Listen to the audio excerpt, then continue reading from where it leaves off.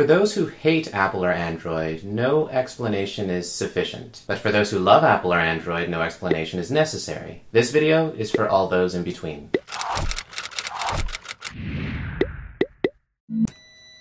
Welcome to Phone Wars, a series where we explore how next-generation pocket computers might change our lives. So first, let's think about the different companies' business models. How do Samsung and Apple create value for their customers? Samsung is a massive multinational made up of 80 different companies that manufacture everything from consumer electronics and appliances, to selling insurance, to building ships, and even constructing skyscrapers. As a matter of fact, Samsung is so big that it makes up 20% of South Korea's GDP. Some even say the chairman of Samsung is even more powerful than the president of South Korea. And when the company shifted from being a component supplier for the iPhone to making Galaxy S phones running Android, Samsung became a vertically integrated household name. And since 2009, Samsung Electronics is the world's largest tech company by revenue. Today, Samsung Mobile makes most of the company's profits with the largest smartphone factories in the world in Vietnam, another country that's fast becoming a global hub for consumer electronics manufacturing. But premium smartphone growth is slowing, and Samsung's global market share slipped for the first time. Still, Samsung Semiconductor and its other component businesses are doing well, and its recent truce with Apple pave a way towards a more profitable future. So Samsung's primary strength comes from its vertical integration of its supply chain. By building its own factories, investing in its own research and development, and building its own components, Samsung doesn't have to wait for other companies in order to release and introduce products to the market. It does well in every part of the tech supply chain, except perhaps one of the most crucial parts: software. Apple, on the other hand, has always been a consumer electronics company. Saving the full story for another Chip Wars episode, suffice it to say here that Apple has always bought its own components, mixed in its own software, and marketed easy-to-use computing devices. Founded in this suburban home almost 30 years ago in Los Altos, today Apple has grown into the world's largest publicly traded company in the world, worth over $500 billion. But most of Apple's value today comes from its expertise in designing mobile computing devices, whether it be portable music players, notebooks, tablets, smartphones, and an upcoming smartwatch. By partnering with other companies to supply the hardware, Apple invests its resources in consumer experiences, whether that be the industrial design that consumers actually touch and feel, the retail stores that they shop in, the software that they use, or the music that they listen to. And while the iPhone accounts for about half its value, the company is facing some headwinds. Many US carriers are trying to move away from the traditional 2-year subsidy plan that motivated many people to upgrade their phones more frequently. So while both companies try to create the most advanced technology, they really approach innovation in completely different ways. A more simple way to put it, Samsung has a supply chain advantage, while Apple has an advantage creating demand for their products. Both approaches definitely have their advantages. Now let's get to the comparison.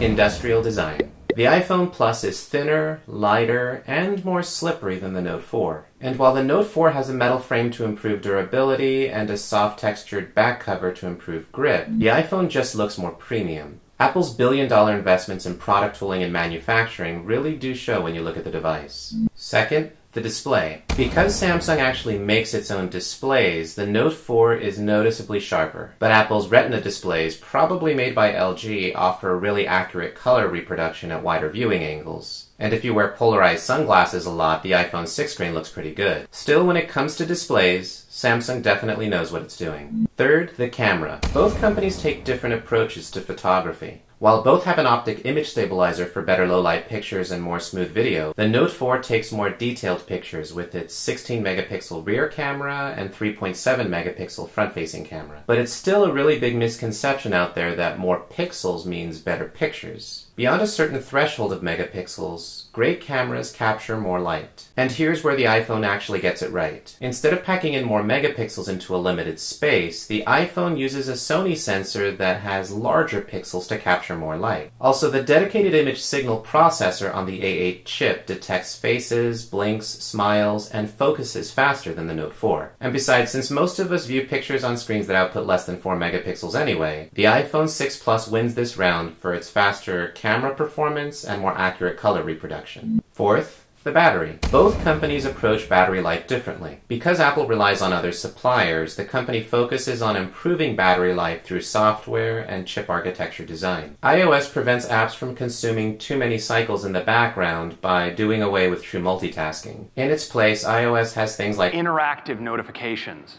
Just pull down and you can reply. Now this works great for third-party apps as well. I can like it right here, swipe across, and you see I have actions. And the new extensibility features in iOS 8. We have at the top left this extensions button. I'm going to click that.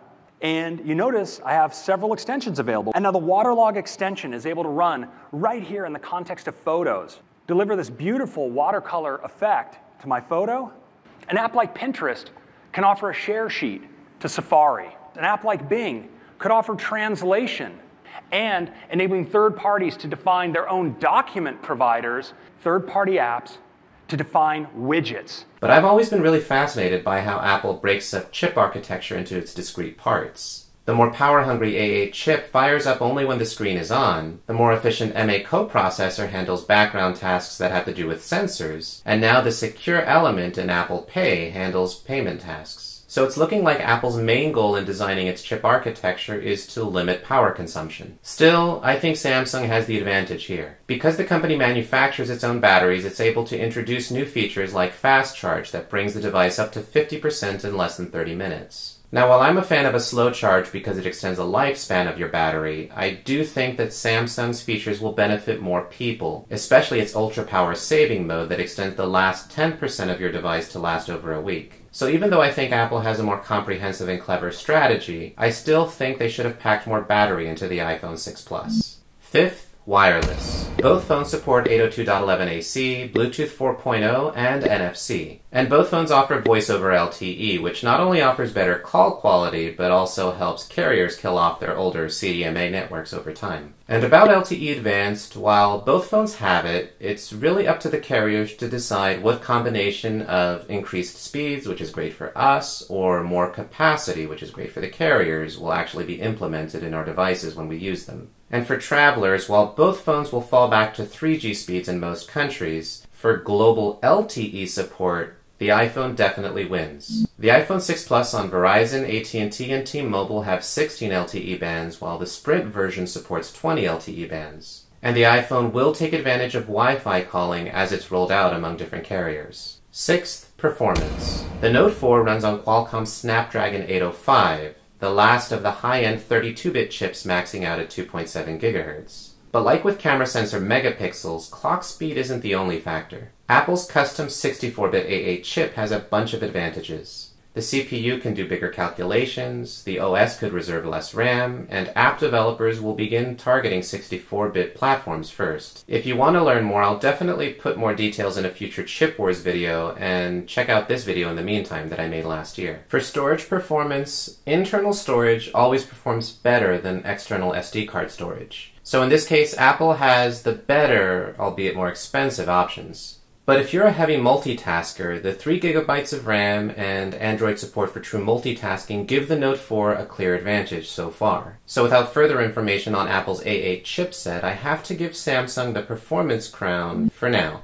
Seventh, the sensors. The iPhone 6 has Touch ID, a barometer to measure elevation, and finally NFC support only through Apple Pay. And while the Note 4 has a fingerprint sensor under the home button, a heart rate monitor, and UV sensor, Samsung has problems with its biometric implementations. So while things might be better now, without further evidence, Apple is definitely a step ahead in sensor technology. Eighth, productivity. The Note defined the large smartphone category by doing more than what a typical smartphone could do. Millions of people ridiculed the idea at first, but now they're wondering how they ever lived without it. The S Pen has allowed the Note to function more like a notepad. And now with better pressure sensitivity, the new S Pen has better writing performance. Collecting images, selecting text from web pages, and editing photos all benefit. And the pop-up screen, split screen, and drag and drop give you more control over how to use the larger screen real estate. Meanwhile, Apple focused on software tweaks like reachability. But I really think Apple needs to do more than rely on developers to make better use of the larger screen. At this point, the iPhone 6 Plus looks like a hybrid that's stuck between the iPhone and the iPad. iPad. I'd like to see more OS features that are tailored specifically to the iPhone 6 Plus. So for most productivity use cases today,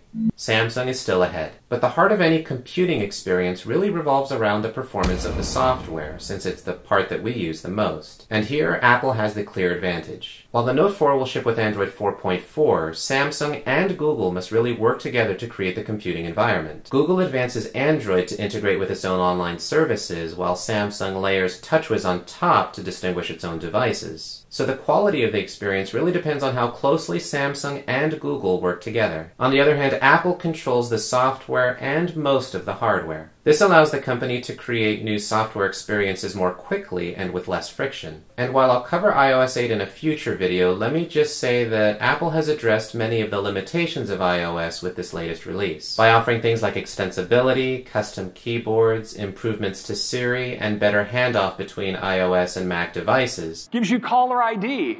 And you can even accept the call and use your Mac as a speakerphone. Apple is addressing many of the criticisms against the iOS platform. And because the App Store generates more revenue and the iOS platform is more unified, Apple tends to attract more innovative and talented developers to its platforms. Apple has really proven time and again that well-designed software can overcome some of the limitations of its hardware. And lastly, Internet services. Android always sets a high bar when it comes to web services. Backed by Google's unmatched ability to organize the world's information, services like Google Now, Google Maps, Gmail, and others are always steps ahead of the Apple equivalents. For example, Google Now offers better predictive notifications, location-based reminders, and overall better personalization with its Google Now cards. But Siri is starting to catch up with its own Hey Google equivalent, Hey Siri, quicker visual feedback, and Shazam integration. And while you can use many of Google's services on iOS through various apps like Google Search,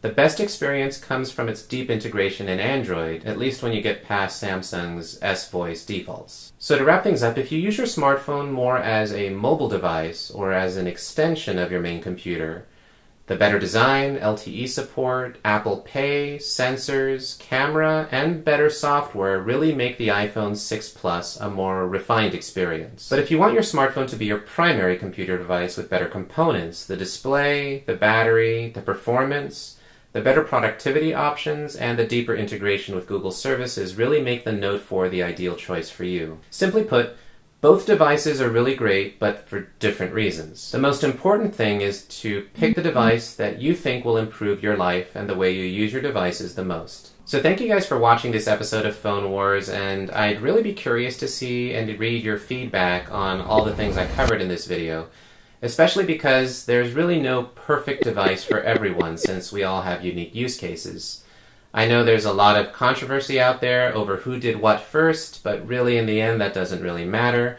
In my opinion, who does it the best at the moment in time that you're buying your device is more important. So let me know your thoughts, your comments, your feedback as I get back to work on the next video and use everything that you guys tell me in future episodes. So thank you guys for keeping me busy by watching these videos and showing me that you'd like to see more content like this. So I'll see you in the next one as we continue to explore on this channel the cutting edge of technology, the people behind it, and how it might change our lives in the future.